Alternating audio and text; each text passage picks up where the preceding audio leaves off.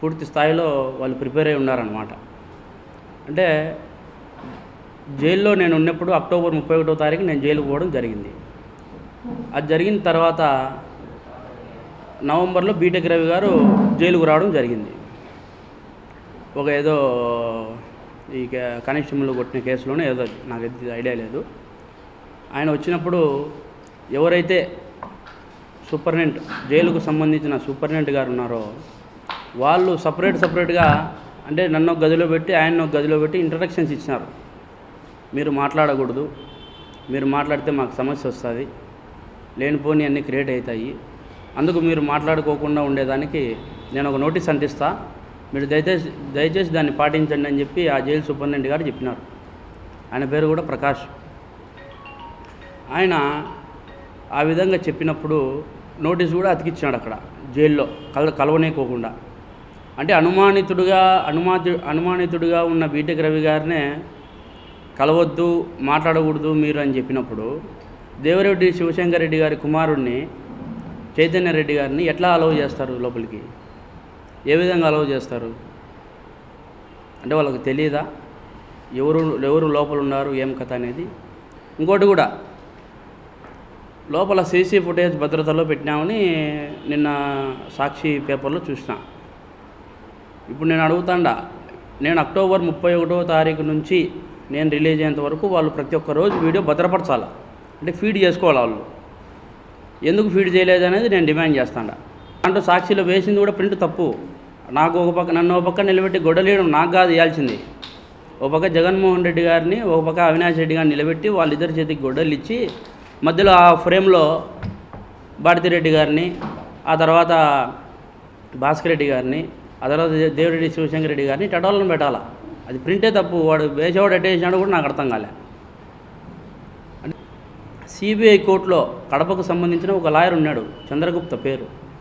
అతన్ని కూడా భయభ్రాంతులకు గురి చేసినారు. నువ్వు వాయిదాలకు తిరగకూడదు, వాయిదాలకు రాకూడదు, దస్తగిరి తరపున నువ్వెందుకు అటెండ్ అవుతున్నావు అని చెప్పి భయభ్రాంతులకు గురి చేస్తే అతను నేను వెళ్ళనని చెప్పినాడు డైరెక్ట్గా. నేను వెళ్ళను, నాకు అవసరం లేదు, నేను నా కుటుంబాన్ని పోగొట్టుకోలేను దస్తగిరి, దయచేసి మీరేమనుకోవద్దండి, నేనైతే వెళ్ళలేనని చెప్పి డ్రాప్ అయిపోయిన పరిస్థితి.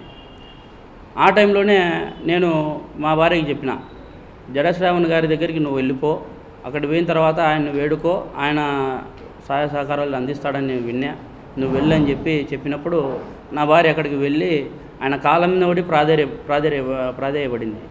ఈ విధంగా నా భర్త ఇటు అన్యాయం అయ్యి లోపలికి పోయినాడు సార్, మీరు ఎట్టి పరిస్థితుల్లో బయటికి వేయాలా, ఇవన్నీ ప్రలోభాలకు గురవుతానని చెప్పి ఆయనకు చెప్తే ఆయన అప్పుడు కేసు టేకప్ చేసి హైకోర్టులో బెయిల్ తీసుకురావడం కూడా జరిగింది. చేసిన తప్పును ఆడ లాయర్లు కానీ, అక్కడ ఉండే లాయర్లు, పనిచేసే లాయర్లు కానీ, సిబిఐ లాయర్లు కానీ వీళ్ళందరూ కూడా చెప్తా అంటారు. దాన్ని బట్టి జడ్జి గారు మూవ్ అవుతారు తప్ప ఇవన్నీ కూడా ఎందుకు పరిగణలోకి తీసుకుంటారు? ఒకవేళ అతను అట్లా బయటికి రాకుండా ఉండాలని అనుకుంటే నేనే పోతా కదా కోర్టుకు, నేనే పోయి సార్ ఆయన పిటిషన్ ఈ విధంగా వేసిండు, నేనే వేస్తా పిటిషన్, ఆ విధంగా అతనితో నాకు ఇబ్బందులకు గురి చేస్తాడు, ఈ విధంగా నన్ను ప్రలోభాలకు గురి చేస్తాడు, ఈ విధంగా ఇది చేస్తారని చెప్పి అది కూడా చేస్తాను. నేను ఖచ్చితంగా కోర్టుకు పోతాను నేను ఈ విషయంలో కూడా.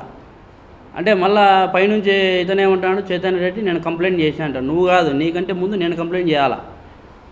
అది ఈరోజు ఇస్తా, ఎస్పీ గారిని కూడా కలిసి ఈరోజు ఆయన కూడా వాస్తవాలు వివరించి ఆయన కూడా నేను ఈరోజు కంప్లైంట్ ఇవ్వడానికి కడపకు రావడం జరిగింది. అట్లనే ప్రతి ఒక్క అంశాన్ని కూడా నేను చెప్తా. ఒకవేళ దేవిరెడ్డి శివశంకర్ రెడ్డి నన్ను కలవకోకుండా ఉంటే వాళ్ళు ఒక లెటర్ రాయించినారు, ఎవరు జైలు అధికారులందరూ కలుసుకొని, సూపరింటెండెంట్ వారు వాళ్ళందరూ కలుసుకొని ఒక లెటర్ రాయించినారు. అంటే ఫస్ట్ రాయమని ఏం చెప్పిందంటే, నా భార్యకు మతి సీమితం లేదు, నేను జైలుకు వచ్చిన కారణంగా ఆ పాప అప్సెట్ అయింది, మతి సీమితం లేక ఆ పాప ఏం కావాలంటే చెప్తా ఉంది, దయచేసి ఆ విధంగా మీరు పరిగణలోకి తీసుకోవద్దండి.